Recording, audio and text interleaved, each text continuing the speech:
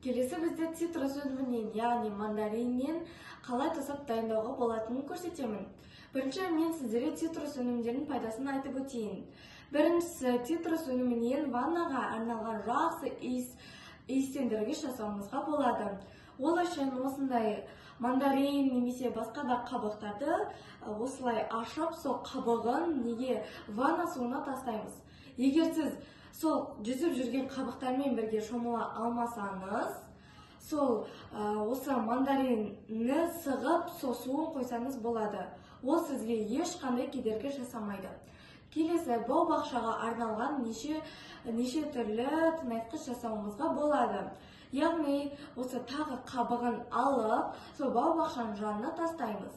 Сол кезде жақсы тыңайтқыш болып тұрады. Сосын тағы бұданған тыңайтқыш, басқа да заттар ғана емес, жеуге арналған кәмпиттерді жасауға болады.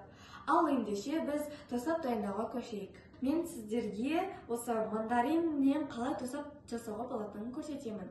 Ең алдымен мандарин өзімен қабығын екі бөлек алып аламыз.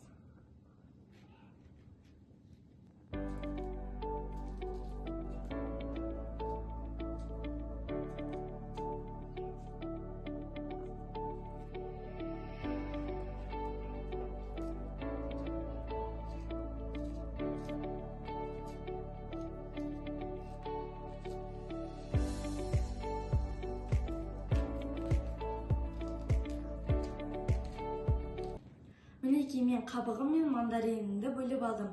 Ендігі мына қабықтың қышқылтығын кетіру үшін осы суды құйып 8-10 сағатқа тұндырып қоямыз.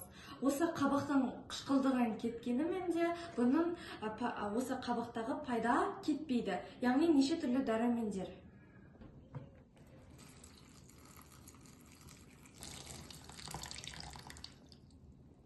Мінекей мен суды құйып болдым.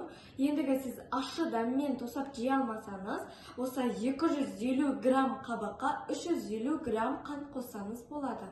Ендеше осы қабығымызды тұндырып қойып қойайық.